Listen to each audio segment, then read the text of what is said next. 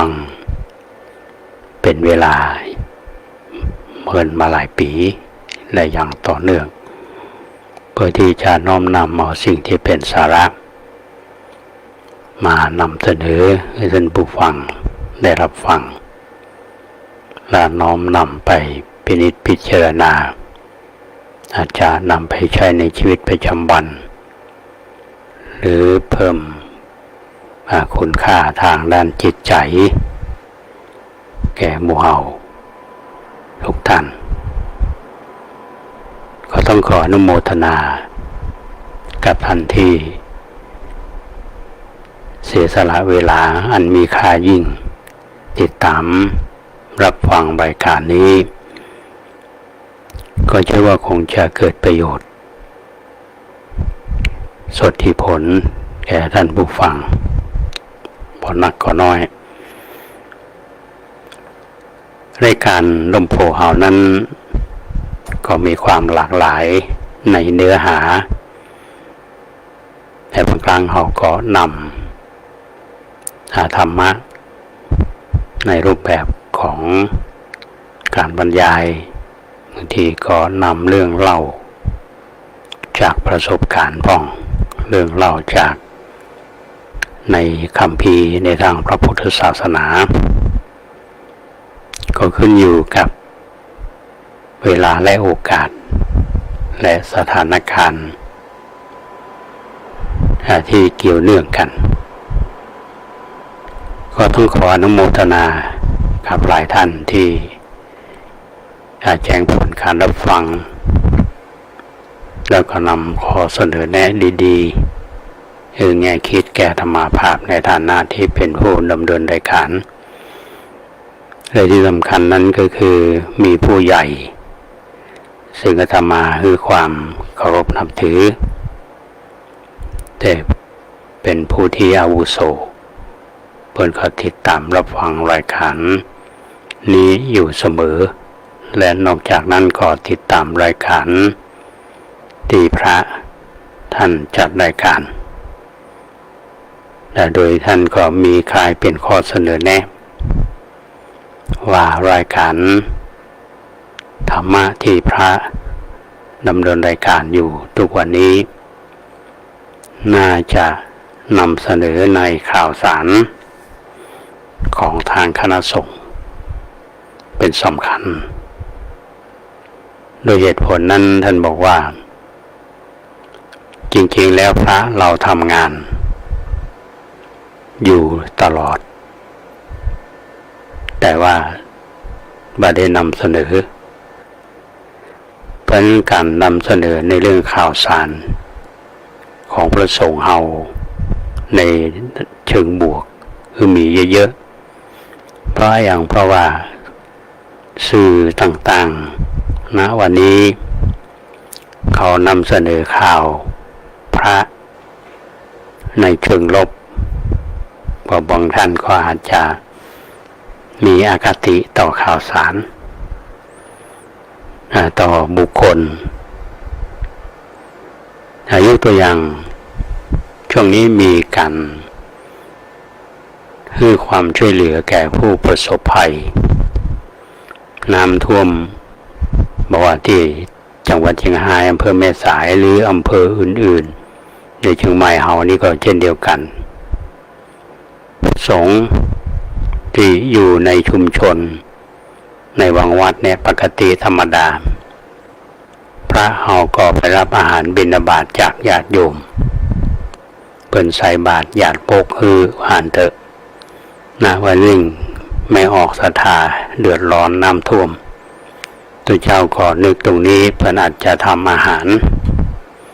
แล้วนำไปมอบก็คือกับศรัทธาคือโยมอาจจะรูปแบบไปก็อาจจะเป็นลักษณะที่บ่ได้สำรวมเพราะว่าลอยน้ำไปบางทีเป็นพระผู้ใหญ่ระดับเจ้าคณะอำเภอเป็นพระราชาคณะท่านก็นั่งเรือไป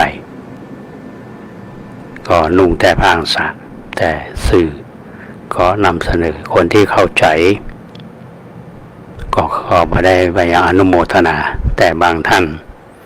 ก็วิพากษ์วิจารณ์พระเฮาว่าเป็นกิจของสงฆ์หรือเหมาะสมหรือไม่นี่เป็นเรื่องที่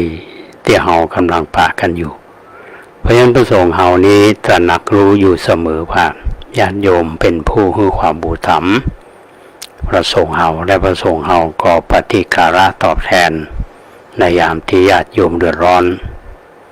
ช่วงนี้เราจะหันข่าวตั้งแต่ระดับพระผู้ใหญ่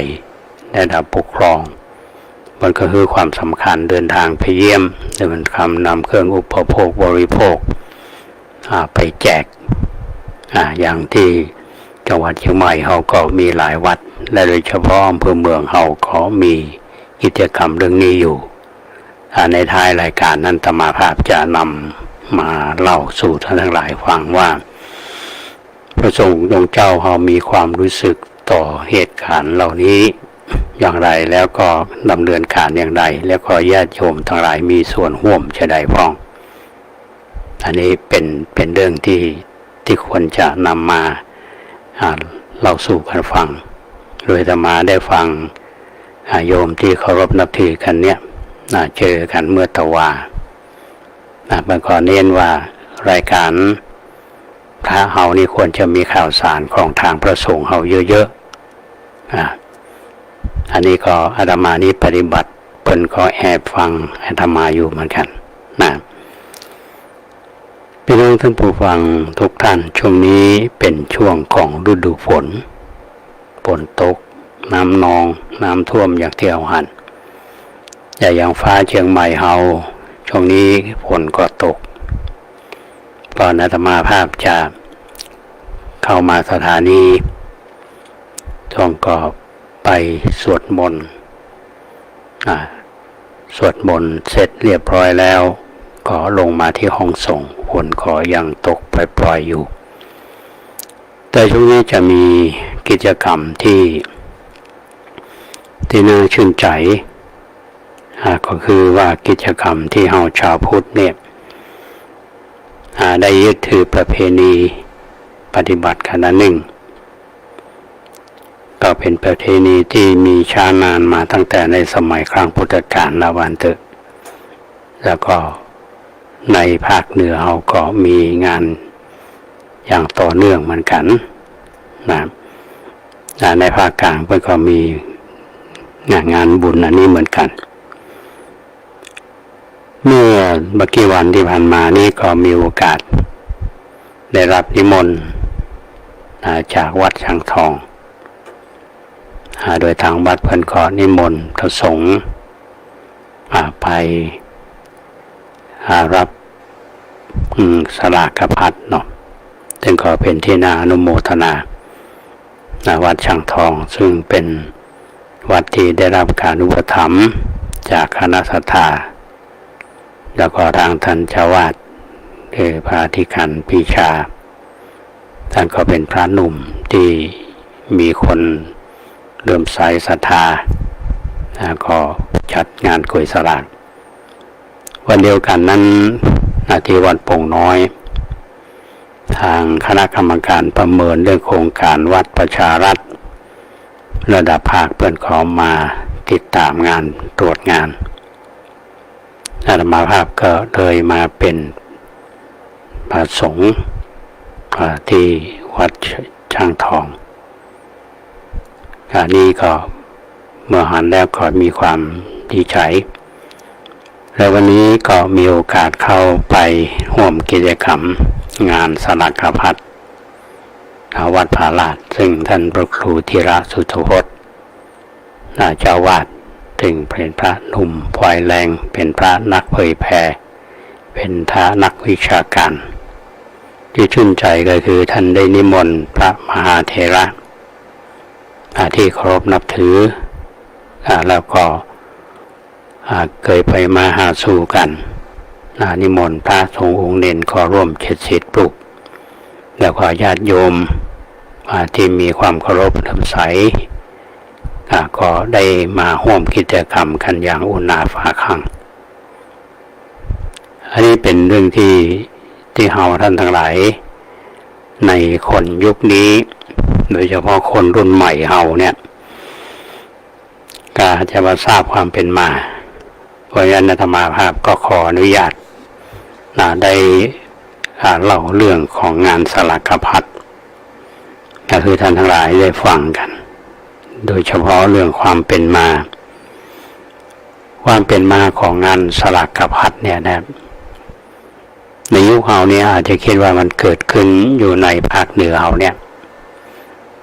หรือภาคอื่นๆในภาคเหนือของเราหลายๆจังหวัดเพิ่นก็กินกล้วยสลากอย่างละปูนเพิ่นก็มีสลากย้อมที่เรียกว่ายิ่งใหญ่เนี่ยคือสลากพัดเนี่ยมี ปรากฏอยู่ในพระไตรปิฎกเล่มที่7พระวินัยปิฎกเล่มที่7จุลวรรคภาค6เรื่องบาพุทธานุญาตถึงสลากพัดคำว่าสลากพัดนี่เป็นศัพท์ในพระไตรปิฎกว่าในวินัยปิฎกเนี่ยเป็นชื่อที่เป็นห้องการถวายทานแก่พระภิกษุสงฆ์วิธีหนึ่งโดยการจับสลากเพื่อที่แจกภัตตาหารหรือปัจจัยวัตถุที่ได้รับจากศรัทธามาถวายเพื่ออนุเคราะห์แก่ศรัทธาที่มีปัจจัยวัตถุจำกัดและไม่สามารถถวายแก่ภิกษุสงฆ์ถึงหมดได้โดยสลากพัดนับเนื่องเป็นสังฆทานก็ถือว่ามีอานิสงส์นะเพราะถือว่าแม้จะตั้งสลากถวายแก่ภิกษุรูปใดรูปหนึ่งที่จับสลากได้ก็เท่ากับว่าเอาได้ถวายพระสงฆ์ถึงหมดเพราะสลากที่จับนั้นพระสงฆ์ถึงหมดนี้ในอารามก็มีสิทธิ์ไทยและนอกจากนั้นสลากพัดนี่ก็เพียงเป็นหลักการในพระวินัยที่องค์สมเด็จพระสัมมาสัมพุทธเจ้าเนี่ยทรงวางไว้เพื่อเป็นการสร้างจิตสำนึกความเท่าเทียมและความเป็นอันหนึ่งอันเดียวกันแก่คณะสงฆ์การได้ถวายอุทิศคือประสงค์โดยอุทิศไปพเดียงคณะสงฆ์ก็ถือว่าเป็นการได้มอบหมายในประเทศไทยเอาเนี่ยโดยเฉพาะประเพณีสลากพัดในภาคเหนือเปิ้นฮ้องกันว่าประเพณีตาลกล้วยสลากก็นิยมกันตั้งแต่เดือน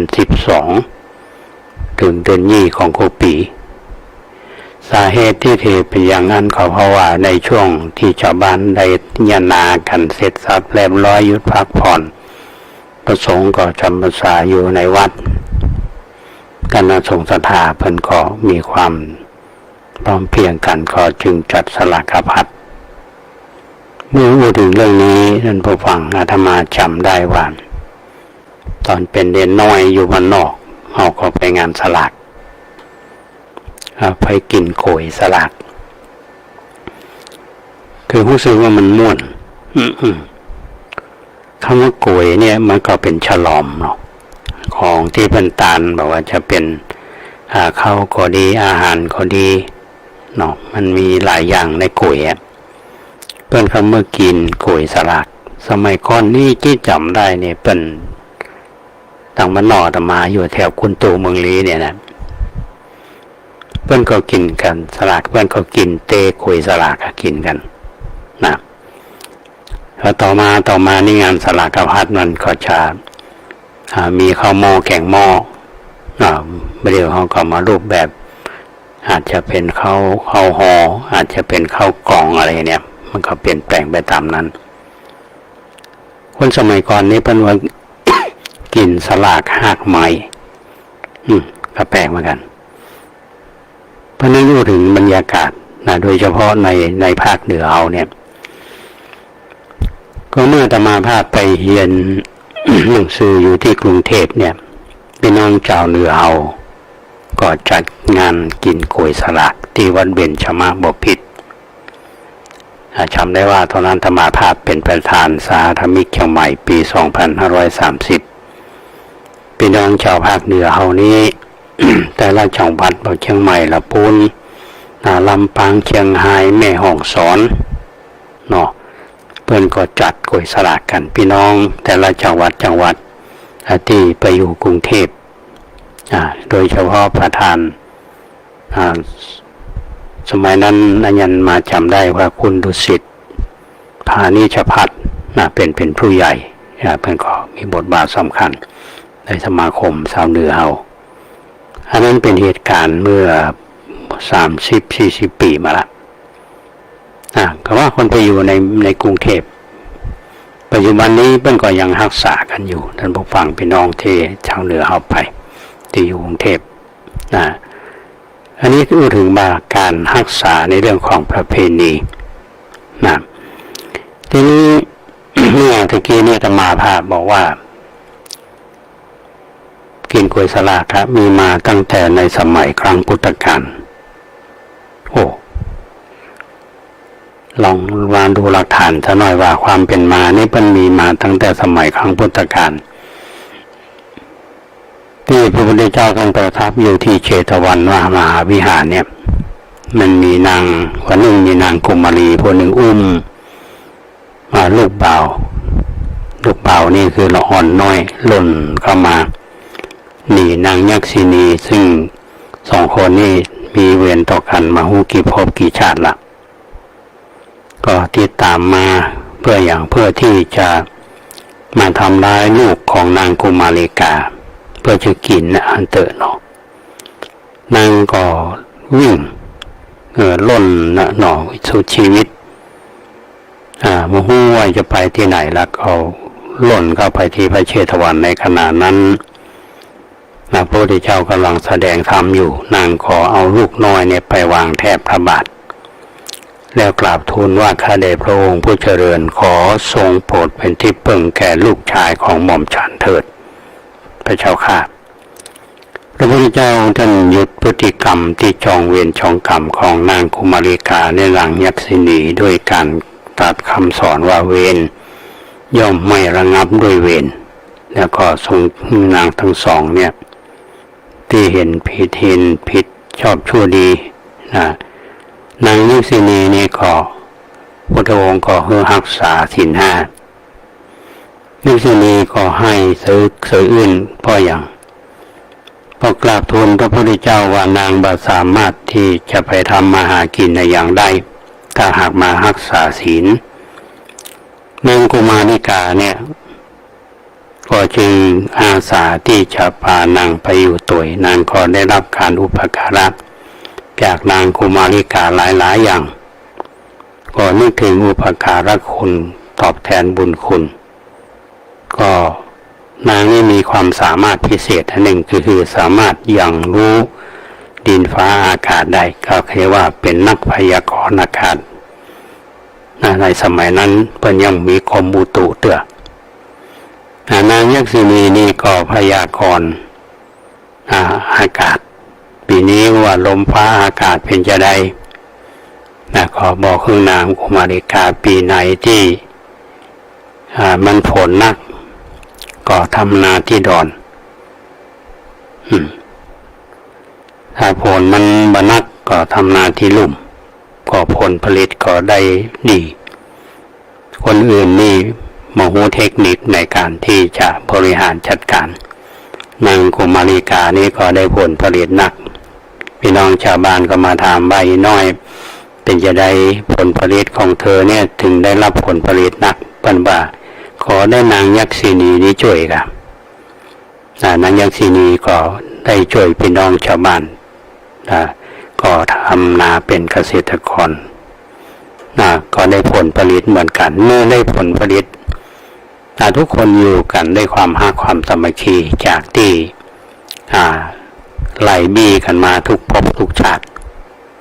แต่เมื่อมาครับมานางยักษินีมารักษาศีล 5ปกติยักษ์มันก็ต้องกินคนเนาะแต่มารักษาศีล 5โครงการรักษาศีล 5นี่มีมาเมินนะท่านผู้ฟังเมื่อรักษาศีลแล้วนี่มันคนจะว่าเป็นคนเป็นยักษ์มันมีคือฮักกันมีความปรารถนาดีต่อกันชุมชนก็แบ่งปันกันเพื่อเมื่อเกิดสิ่งนี้เนี่ยในชุมชนนั้นๆในสังคมเกษตรนี่ผลผลิตก็ได้นัก เมื่อนักและก็เนี่ยจะได้ก็มาแบ่งปันกันแบ่งปันแบ่งกันเป็นปุ้นเนาะอย่างเอาไปถวายพระเนี่ยถึงถ้าจะมีองค์สมเด็จพระสัมมาสัมพุทธเจ้าเป็นประธานเนี่ยพระเจ้าประสงค์ก็นำไปถวายแต่เจ้านี่ท่านพระครูธีระทุตพจน์เพิ่นขอเพิ่นบอกว่า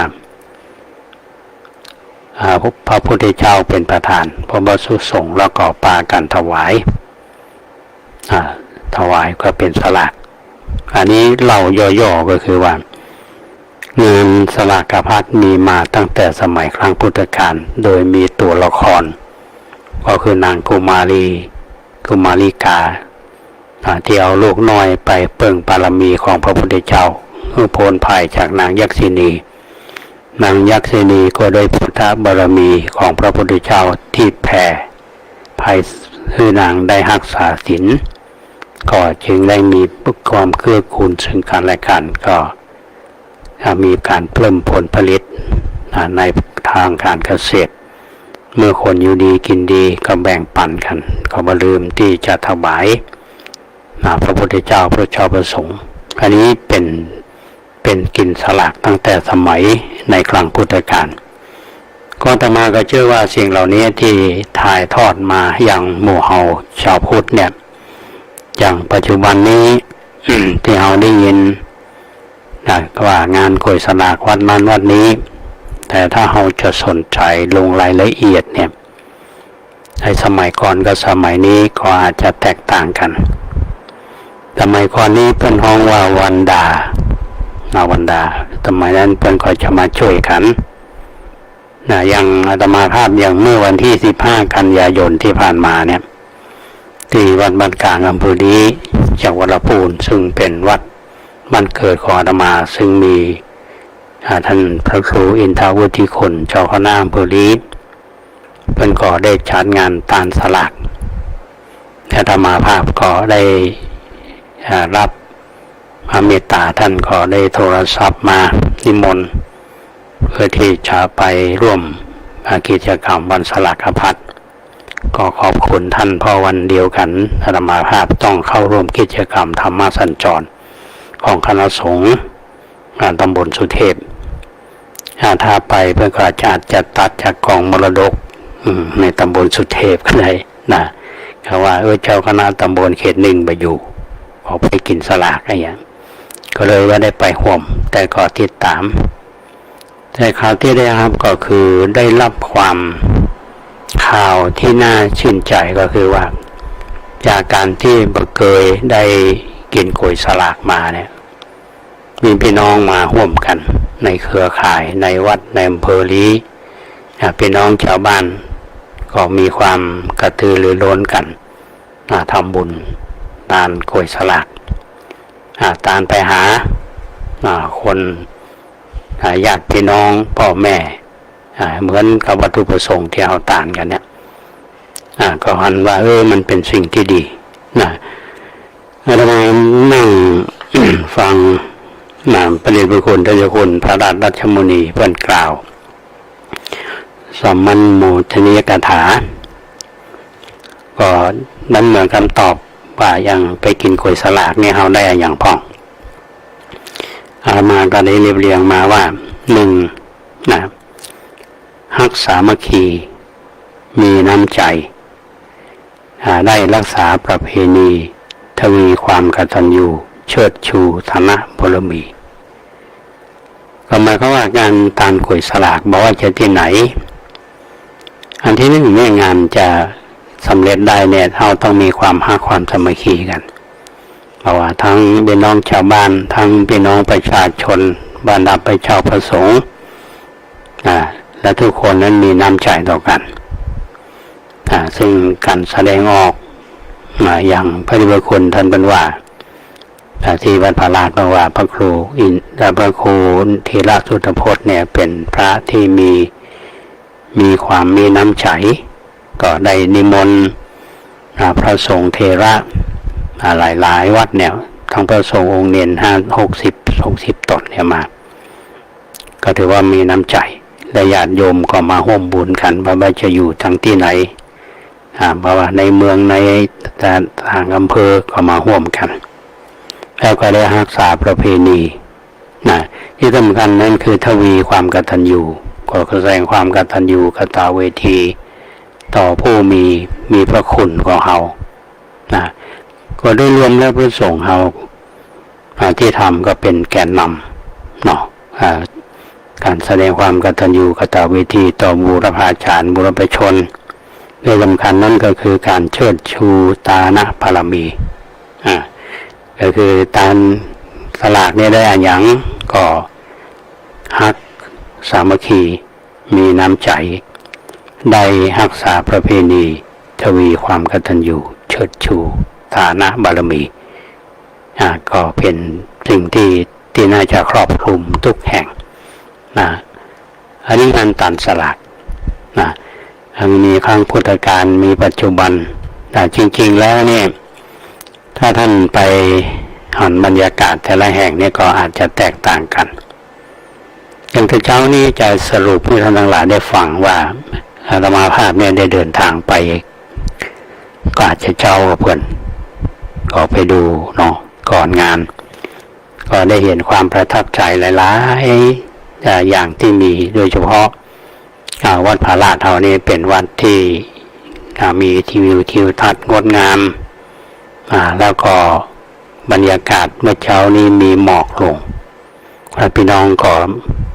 งานมากันทยอยกันมาศาลาวัดพระลาดเท่านี้เป็นศาลาแบบศิลปะแบบล้านนาเป็นแล้วก็นำกลวยสลากเอาไว้ด้านสลากนี้เป็นจะมีเบอร์เนาะเบอร์พี่น้องเขาก็มากันแล้วก็นำภัตตาหารลงทานมากันเยอะแยะแล้วก็ทยอยกันมาทั้งญาติโยมและพระชาวประสงค์แต่กิจกรรมเร่งเอามาต่อกันในรอบที่2จิบน้ำเย็นๆสักคำเนาะได้ปากัน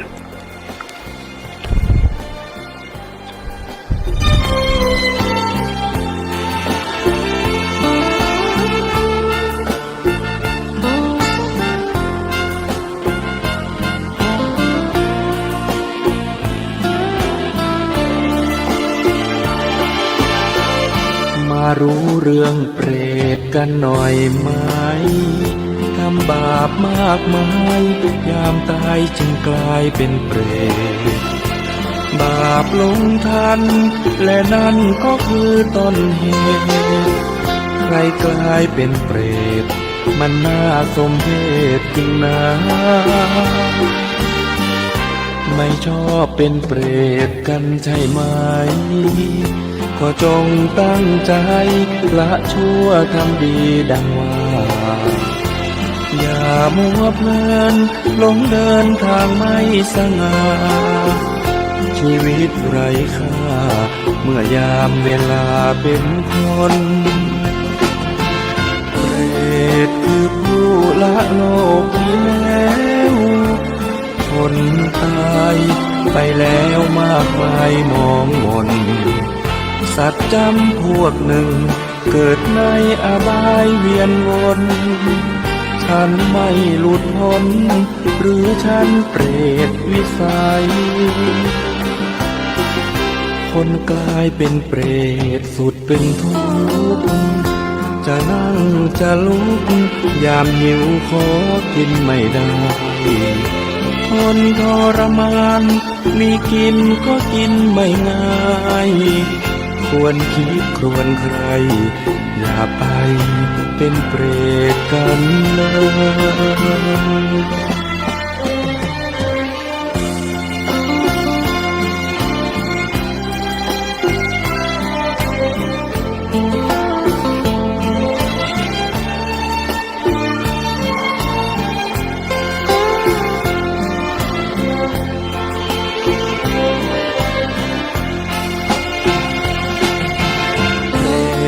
คือผู้ละโลกนี้แล้ว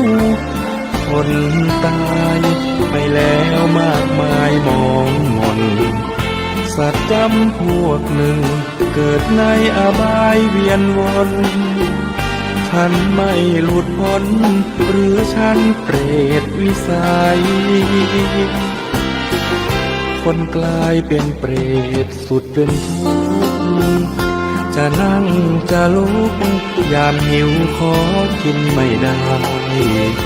ทนทรมานมีกินก็กินไม่ง่าย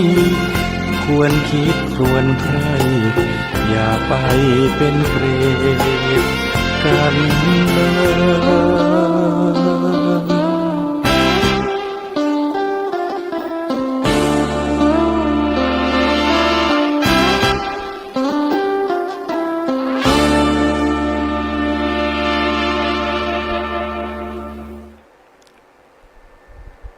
ช่วงนี้ก็เป็นเรื่องที่เรากำลังถึงบรรยากาศงานตันกุยสลากที่วัดพาลาดนะแล้วก็จะเล่าเรื่องอื่นประกอบหน่อยหนึ่งทีนี้ก่อนที่จะไปถึงเรื่องอื่นอาตมานึกได้ว่าคือทำมาอย่างนี้มันจะต้องมีอานิสงส์หรอกอานิสงส์คือผลของการที่เราได้ทำบุญว่ามันได้อย่าง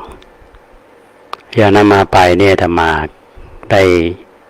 หันความสามัคคีอันพี่น้องทั้งหลายเฮาชาวพุทธเนี่ยก็ร่วมแรงร่วมใจกันมาทำบุญบางทีเฮาก็บ่ได้รู้จักกันหรอกแต่ว่าใบหน้ายิ้มแย้มแจ่มใสพระเจ้าประสงค์ก็เช่นเดียวกันบางรูปเขาอาจจะหันท่านในเฟซบุ๊กแต่ละวัดท่านจะมีกิจกรรมหลากหลายแต่เมื่อในรับนิมนต์เนี่ยท่านก็มา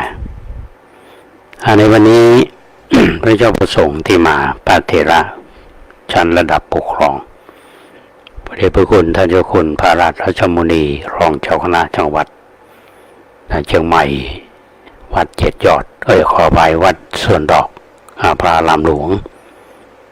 อดีตท่านก็เป็นเจ้าคณะอำเภอเมืองเป็นพระเถระที่ทรงภูมิรู้ภูมิธรรมแล้วก็ท่านเป็นผู้ที่มีเมตตาธรรมสูง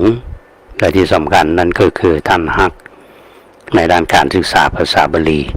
วันนี้พระเดชพระคุณก็ได้เมตตากล่าวสัมโมทนียกถานอกจากนั้นก็มีท่านฤครูวิทิตศาสนาธรท่านรองเจ้าคณะอำเภอเมืองเชียงใหม่รูปที่หนึ่งเราที่วันจำพรรษาอยู่ที่วัดพระสิงห์และท่านพระครูวิศิศิรพรรองเจ้าคณะอำเภอรูปใหม่สิงห์นะของอำเภอเมืองเราก็ได้มาดังนั้นก็มีเจ้าคณะตำบลอย่างท่านพระครูวดุลศิริกิจเจ้าคณะตำบลหายาก็เรียกว่าเป็นยกย่องว่าเป็นปราชญ์เป็นผู้ที่มีความรู้ความสามารถมีความเชี่ยวชาญโดยพิธีกรรมล้านนาวก็มาแล้วฉะนั้นก็มีหลายท่านและท่านพระครูสาธรกิจโกศลเจ้าคณะอำเภอสระปีซึ่งเป็นกัลยาณมิตรของท่านพระครูธีระสุทธพจน์เป็นศิษย์สำนักเดียวกันคือวัดเวรุวันสระปีและก็ทุกปีคือท่านพระครูท่านอาจารย์มหานรงค์อาจารย์มหานรงค์เพิ่นตอนนี้เป็นพระครูศิริปริยัตยาภิวัตรประมาณนั้นนะตอนนี้ก็ทำงานร่วมกันที่มหาจุฬาตั้งแต่สมัยอาตมาเป็นทำงานอยู่คณะครุศาสตร์เขาก็สอนคณะครุศาสตร์โดยกันได้อาตมาไปเป็นรองอธิการบดีท่านก็เป็นผอ.สำนักงานอันนี้เป็นคนเก่าคนแก่คณะครุศาสตร์ท่านก็มาอาตมาจำได้ในเวลาอย่างคันนี่กับท่านมหาสง่าเนี่ยนะของทุกปีนะทุกปีก็ฮักกันอยู่สองสำนักเดียวกันแล้วก็มีทำหลายท่านที่มาทั้งที่เราเป็นกัลยาณมิตรซึ่งกันและกันบรรยากาศวันนี้ทั้งประชาประสงค์ก็มีความก็เรียกว่าเป็นตนเมตตาญาติโยมแต่ละท่านมาก็มีความแฮปปี้กันอย่างเจ็ดยอดสามัคคีวันนี้ป้าแม่บุญมาบุญตุนยมเบญจพร ใจคำอาจจะฟังรายการอยู่บางตัวนี้เนี่ยแล้วก็มีแถมหลายท่านก็ดีบได้อุจาภาษากันเท่าใดเนาะต่างคนต่างเอาบุญกันแล้วก็มีอาจารย์ครอบอาจารย์วรรันจากคณะอย่างมชเนี่ยนะเอาอาจารย์ครอบก็บได้อูกันยิ้มเหมือนกันบได้เป็นขอมาบุญเหมือนกันเพราะฉะนั้นวันนี้ ก็ถือว่าเป็นหัวใจสำคัญที่อาทิเกียรติมาบอกว่าเป็นการเชิดชูฐานะบารมีคือโยมก็ได้ตานได้บำเพ็ญบารมีคือกินคือตานสิ่งที่เราตานไปนั้นก็นอกจากพระเจ้าประสงค์ท่านจะรับไปแล้วท่านก็อาจจะทำต่อและทำทบไปโดยเฉพาะธรรมครูธีระสุนทรพจน์เนี่ยท่านมีความตั้งใจดีมากต้นสลากต้นใหญ่ๆหลายๆต้นเนี่ยท่านก็มอบคือกับทางคณะสงฆ์อำเภอเมืองส่วนหนึ่งที่ท่านพระครูวิศิษราพรท่านได้ในฐานะที่ ท่านรับงานเป็นรองเจ้าคณะอำเภอซึ่งมีความรับผิดชอบเกี่ยวกับเรื่องของงานสาธารณะสงเคราะห์และศึกษาสงเคราะห์ก็พอดีงานที่เป็นงานชิ้นแรกที่ท่านทำก็คือเป็นนโยบายของคณะสงฆ์อยู่แล้วก็คือการรับบริจาคเครื่องอุปโภคบริโภคตามวัดต่างๆก็ได้รับความร่วมมือเป็นอย่างดีวันก่อนอาตมาภาพไปกินก๋วยสลากที่วัดช่างทองแล้วก็ลวดแวะ แมคโครก็ไปลวดไปซื้อมาม่าก็5 ลังมั้งเนาะมาม่าข้าวสาร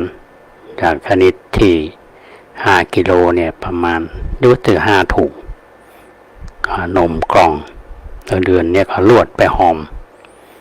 ที่วัดวังสิงห์ค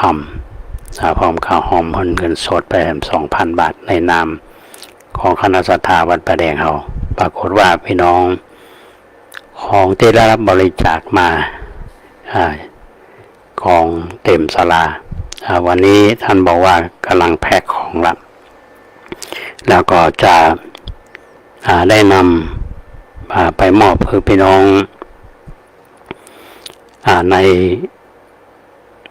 อำเภอแม่อายก่อนเนาะท่านว่าท่านจะเดินทางวันพรุ่งนี้ทีมคอนวอยทั้งหลายก็จะนำเข้าของนี้ไปมอบคือกับพี่น้องอำเภอแม่อายวันที่24เนี่ยก็จะไปมอบที่จังหวัดเชียงรายจะมีวัดฝั่งมินวัดของรองเจ้าคณะจังหวัดซึ่งก็ถูกน้ำท่วมเหมือนกันพี่น้องที่มีโอกาสได้ไปกินก๋วยสลากวัดพาราชวันนี้ธรรมครูธีระสุนทรพจน์เปิ้นขอมอบของตามที่ถ้าท่านติดตามใน Facebook ของอำเภอเมืองเราเนี่ยจะหันความเคลื่อนไหวตรงนี้ญาติโยมก็มีความชื่นใจก็ได้บุญเหมือนกันแล้วก็เพื่อที่จะไปซับน้ำตาของพี่น้องที่เจอปัญหาน้ำท่วมอันนี้เขาบอกว่าน้ำท่วมเนี่ยมันยังหนักขนาดนั้นแต่ว่าหลังน้ำท่วมนี่หนักกว่านั้นที่อำเภอแม่สายตอนนี้ก็น้ำอาจจะลดแล้วแต่ขี้เปอะก็มันลดแต่ชื่นใจอยู่อย่างหนึ่งมีเจ้าของที่ดินอยู่ที่หนึ่งเปิ้นก็เปิดโอกาสให้เอาขี้โคลนเนี่ยมาไปขี้เปอะเนี่ยไปขว้างเนาะโอ้ยง่ายที่ของเปิ้นแต่มีคนมาตั้งข้อสังเกตว่านั่นน่ะคือปุ๋ยอันดีกันแล้วนะว่านะก็เป็นเรื่องที่ดีแต่ที่หันข่าวก็คือว่าบางบ้านเนี่ยขี้เปอะมันท่วมเกือบถึงหลังคาเนี่ยโอ้มันกี่วันมันจะขุดออกและจะไปขว้างที่ไหนเนาะเพราะฉะนั้นช่วงหลังเนี่ยมันต้องการเยียวยา เขาก็จะหวังจากรัฐบาลนี้ก็คงช้าแต่ที่น่าชื่นชมก็คือพวกเอกชน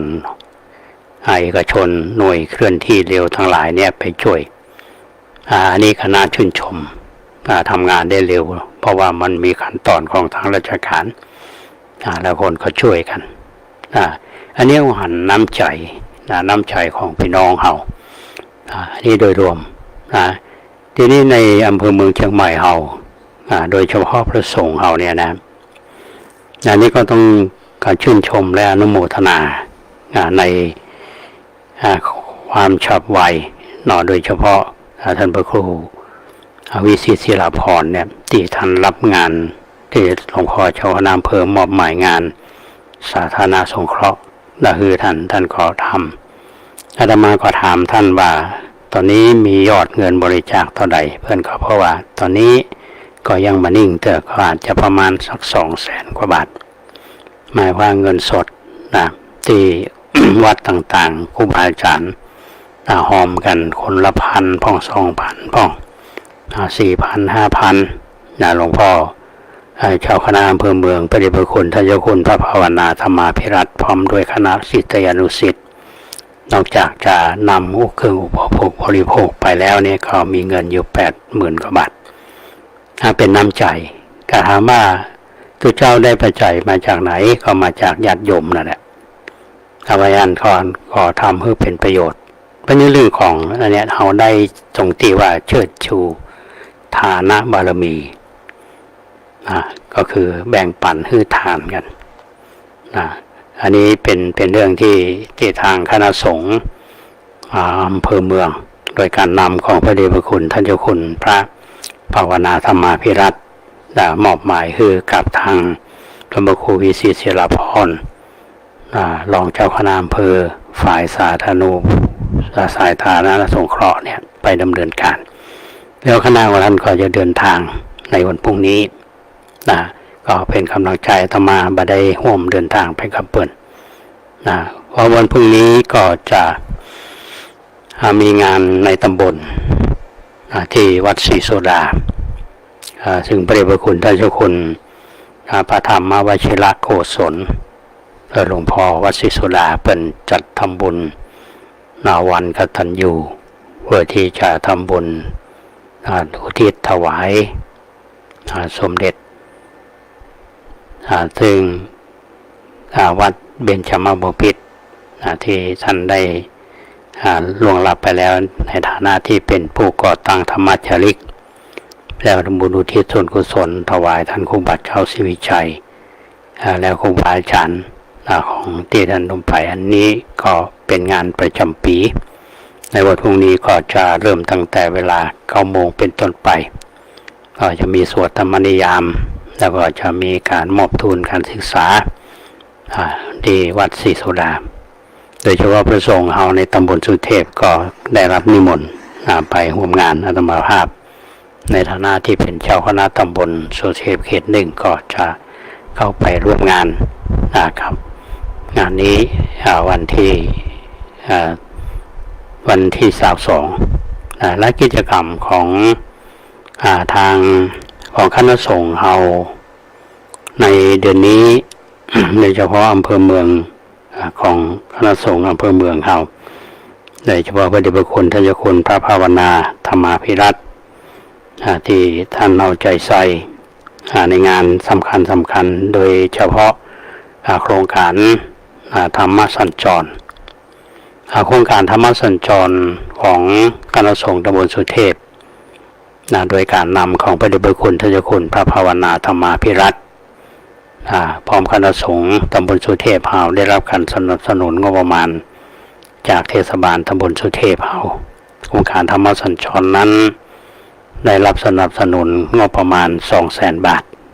และโครงการวิปัสสนาสัญจรนั้นได้งบประมาณ 100,000 บาทซึ่งได้ดำเนินการไป2 วัดแล้วก็คือวัดฝ่ายหินและมุนและก็ในนามของวัดพระราชคือมูลนิธิสถาบันซึ่งกิจกรรมที่ผ่านไปก็ยังเหลือวันที่29 กันยายนที่จะถึงนี้ซึ่ง พระเดชพระคุณท่านก็ได้นิมนต์รองเจ้าคณะภาค7พระเทพวชิราบดีนะประมาณนั้นนะธรรมาขออภัยครับแต่จะผิดนะฮะหันเอกสารแบบนะก็ซึ่ง เจตนานั้นก็คือว่าอาจจะเป็นงานระดับของก็เรียกว่าอปอคือหน่วยอบรมประชาชนประจำอำเภอซึ่งเทศบาลก็สนับสนุนงบประมาณ 100,000 บาทในส่วนนี้ทีนี้ก็จะได้นิมนต์หน่วยอบรมประชาชนประจำตำบลอำเภอเมืองมาร่วมด้วยและคณะสงฆ์ตำบลสุเทพเผาเนี่ยก็จะร่วมกันเป็นเจ้าภาพพี่น้องตำบลสุเทพเผาก็ร่วมกันเป็นเจ้าภาพนะอันนี้เป็นกิจกรรมของคณะสงฆ์อำเภอเมืองเชียงใหม่ของเราที่ได้ดำเนินการมาแล้วในส่วนคณะสงฆ์เราก็วัดต่างๆเพิ่นก็คงได้แจ้งพี่น้องศรัทธาแต่ละวัดไปร่วมกิจกรรมกันก็จะเริ่มตั้งแต่เวลา 19:00 นเป็นต้นไปกิจกรรมก่อนที่มีการแสดงพระธรรมเทศนานั้นก็จะมีการสวดมนต์สรพัญญะของเยาวชนหรือของนักเรียนซึ่งเน้นความมีส่วนร่วมแล้วก็มีกิจกรรมเทศดังที่ทราบอันนี้เป็นโครงการธรรมสัญจรส่วนโครงการธรรมะวิปัสสนาสัญจรนั้นอย่างที่เรามาในรายการนี้ว่าพระเดชพระคุณท่าน คือจะเปลี่ยนแนวปกตินั้นจะมีการตรวจการคณะสงฆ์ไปแต่ละอำเภอแต่ท่านว่าในฐานะที่ท่านเป็นสำนักปฏิบัติธรรมเรื่องกรรมฐานนี้ท่านคือนำกรรมฐานนี้เป็นสอนอยู่แล้วที่วัดลำเปิงก็ยกมาไปถามวัดต่างๆวัดที่อยู่ในตำบลสุเทพเผาเนี่ยเราเริ่มมาตั้งแต่วัดอุโมงค์วัดอุโมงค์ก็มาวัดป่าแดงแล้วก็วัดต่างๆเนี่ยในตำบลเฮาแล้วก็จะเป็นสุดท้ายที่วัดผาลาดแล้วก็โรงเรียนต่างๆอันนี้เป็นนิมิตหมายดีนะอาตมาก็กล่าวกับท่านที่พระเดชพระคุณท่านมาที่วัดป่าแดงครับว่าเป็นครั้งแรกในประวัติศาสตร์ที่นำเรื่องของวิปัสสนากรรมฐานเนี่ยไปตามวัดต่างๆพระเดชพระคุณท่าน บอกว่าคืออยากให้ชาวต่างประเทศที่มีมาปฏิบัติธรรมเนี่ยได้หูได้หันวัดต่างๆคือโยมที่เป็นโยคีเนี่ยได้หูได้หันในวัดต่างๆแล้วก็วัดต่างๆนี่ก็มีโอกาสได้เข้าร่วมกิจกรรมสำคัญอันนี้เป็นเรื่องที่ดีและเป็นที่น่าอนุโมทนาที่ทางคณะสงฆ์ตำบลสุเทพเฮาได้ทำแล้วก็ทางเทศบาลตำบลสุเทพเฮาเนี่ยหันเรื่องนี้เป็นเรื่องที่ดีก็สนับสนุนงบประมาณเรื่องการสนับสนุนกิจกรรมทางศาสนาเนี่ยของตำบลสุเทพเฮาเนี่ยก็มีมากับทางผู้บริหารเทศบาลทุกชุดที่ผ่านมาก็ถือว่าเป็นนโยบายสำคัญนี่ก็ต้องขออนุโมทนายิ่งทีนี้ในส่วนของกิจกรรมของวัดป่าแดงมหาวิหารเฮาเนี่ยในวันที่26เดือนกันยายนเนี่ยท่านผู้ฟังทางวิทยาลัยสงฆ์มหาวิทยาลัยมหาจุฬาลงกรณราชวิทยาลัยโดยทางหลักสูตรของ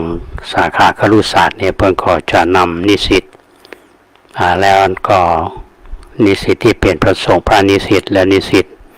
มาเข้าร่วมกิจกรรมซึ่งได้ทำ MOU กับโรงเรียนคนสอนตาบอดเพื่อจะมาทำกิจกรรมในวันที่26เนี่ยตั้งแต่เช้าก็ทั้งหมดเนี่ยจะมีนักเรียนระดับมัธยมเป็นโรงเรียนสอนคนตาบอดแล้วก็เป็นนิสิตของมหาจุฬาร่วมพอถึงครูบาอาจารย์นี่ก็ประมาณ108 ท่านก็จะมาทำกิจกรรมที่วัดพระแดงโดยวัตถุประสงค์นั่นก็คือเพื่อที่จะได้มาศึกษา และก็เรียนรู้ในเรื่องของกิจกรรมนอกสถานที่โดยเฉพาะเรื่องของประวัติศาสตร์ของวัดพระแดงโดยมุ่งเน้นถึงเรื่องของพระเจ้าติโลกราชแล้วก็เน้นเรื่องกิจกรรม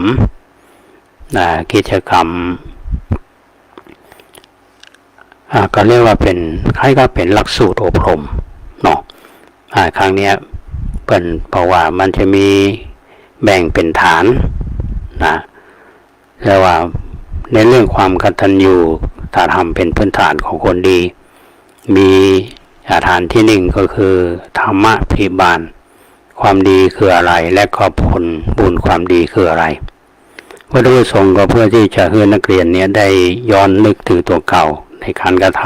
ำหรือมีสิ่งจูงใจในการทำความดีแล้วก็คือนักเรียนหันคุณค่าของการทำความดีแล้วก็จะมีกิจกรรมธรรมะปริบาลต้นทุนชีวิตตื่นรู้เท่าทันอันนี้อันหนึ่งเป็นกิจกรรมแล้วก็มีกิจกรรม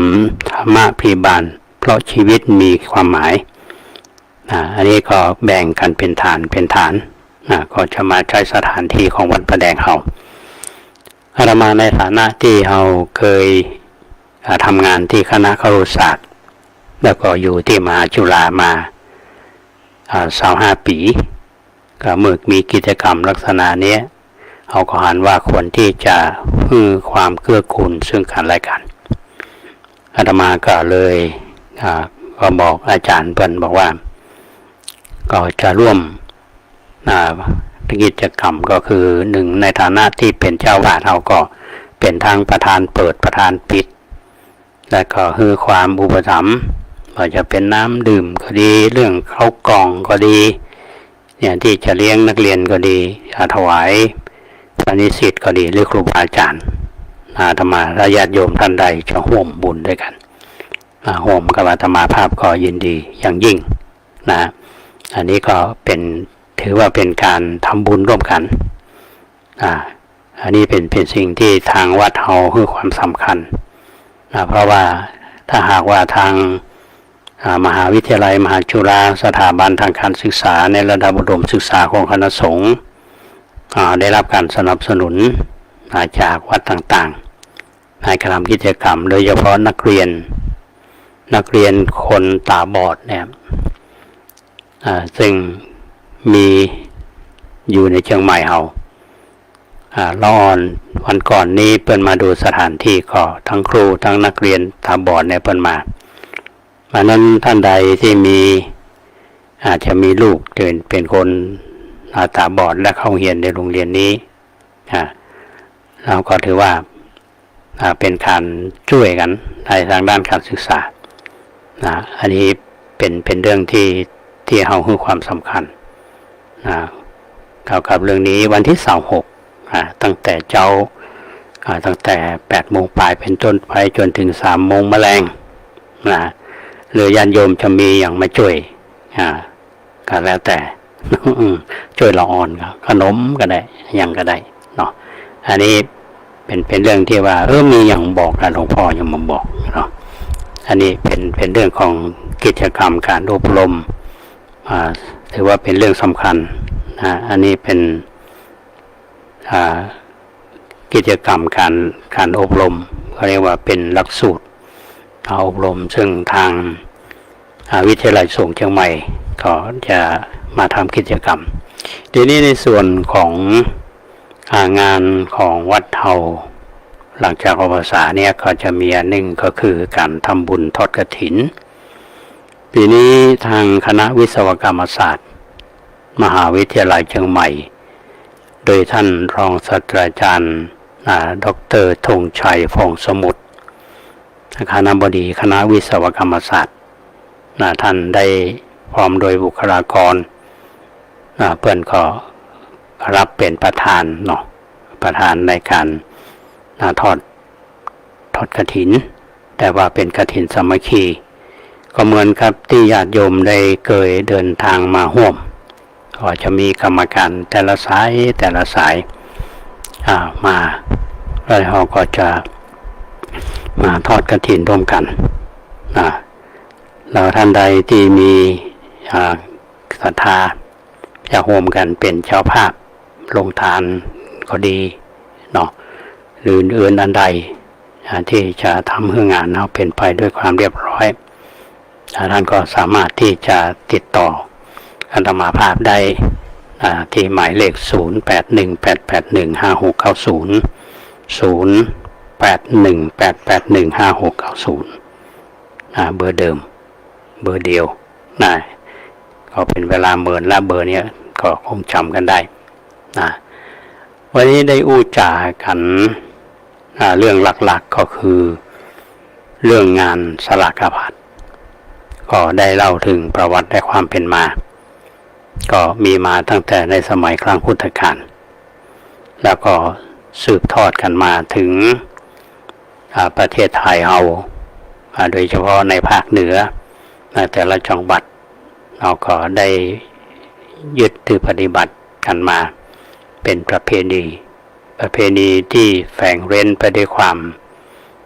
เรียกว่าความงดงามก็คือว่าเฮาในฐานะที่เป็นพุทธศาสนิกชนเนี่ยเฮานับถือเป็นชาวพุทธประเพณีแต่ละประเพณีนั้นถึงแม้บางคนก็บอกว่ามันเป็นแค่เปลือกแต่ถ้ามองลึกๆไปเนี่ยเหมือนต้นไม้มันมีเปลือกมันมีกระพี้มันเข้าไปถึงแก่นบางคน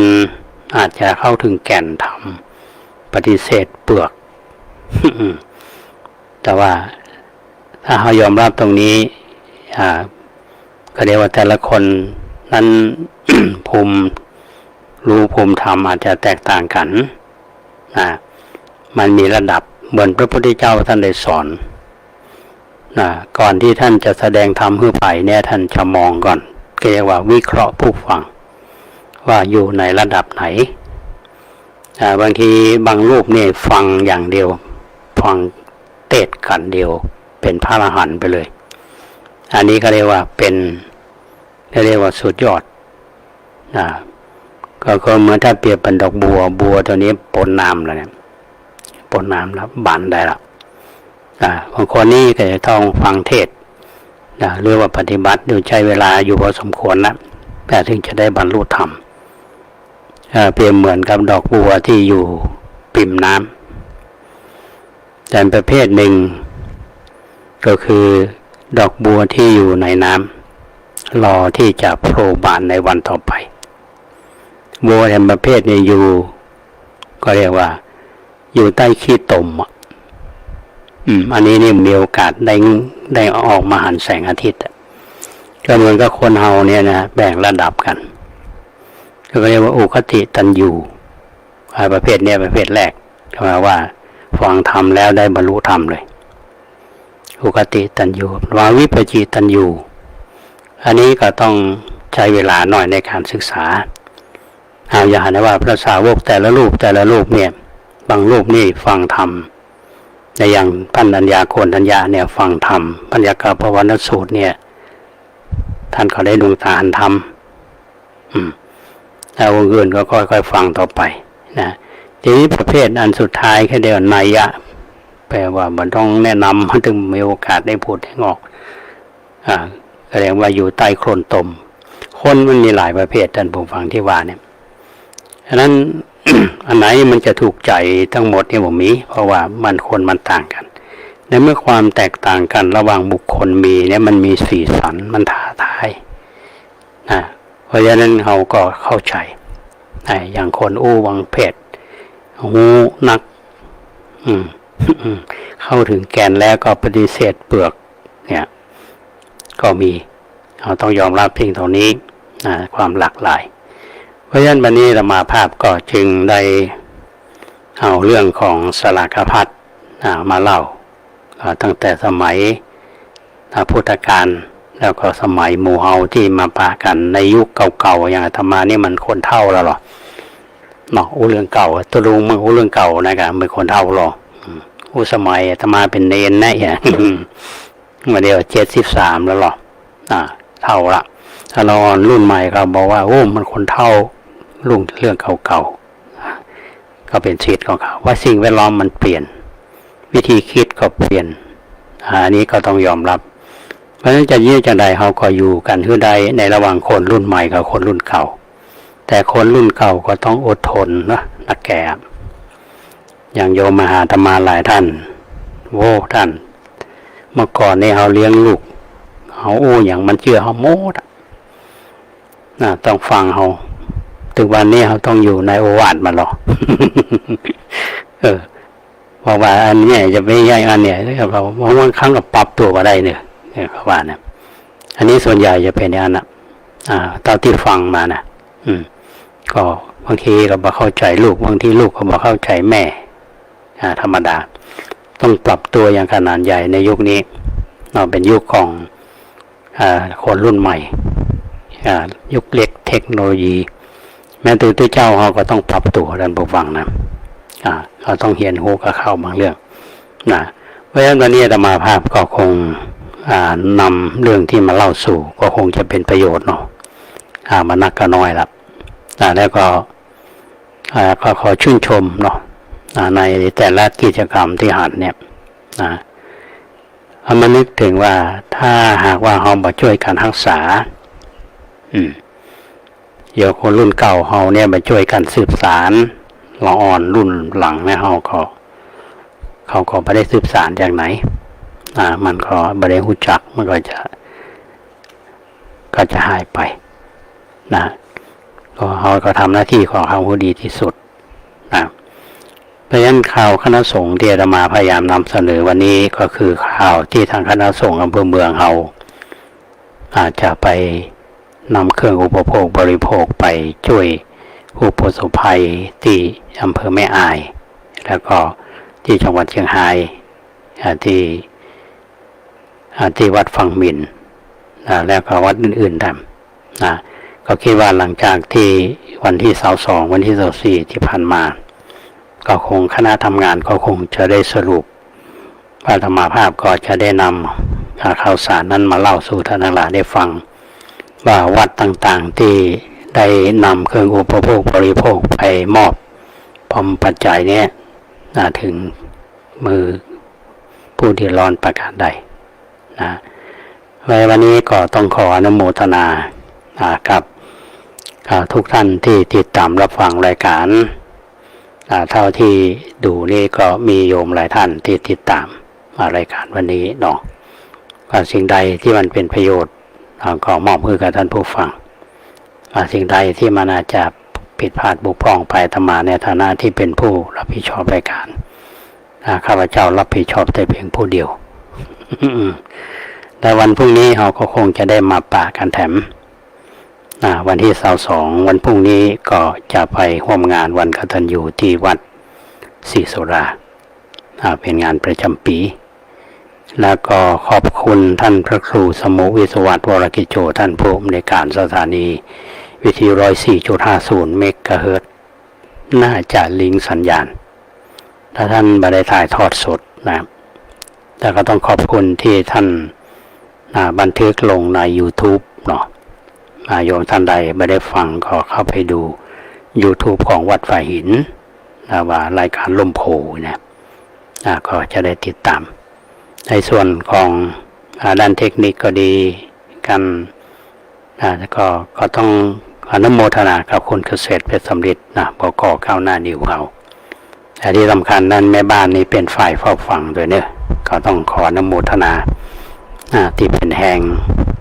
หนึ่งที่รับผิดชอบด้วยกันและก็อนุโมทนากับท่านผู้ฟังทุกท่านที่ติดตามรับฟังรายการร่มโพเอามาถึงช่วงท้ายของรายการละจบรายการก็ฟังข่าวจากสถานีวิทยุกระจายเสียงแห่งประเทศไทยวันพรุ่งนี้ก็มาป่ากันใหม่ที่เก่าเวลาเดิมขอความสุขสวัสดีจงบังเกิดมีแก่ท่านผู้ฟังทุกท่านขอเจริญพร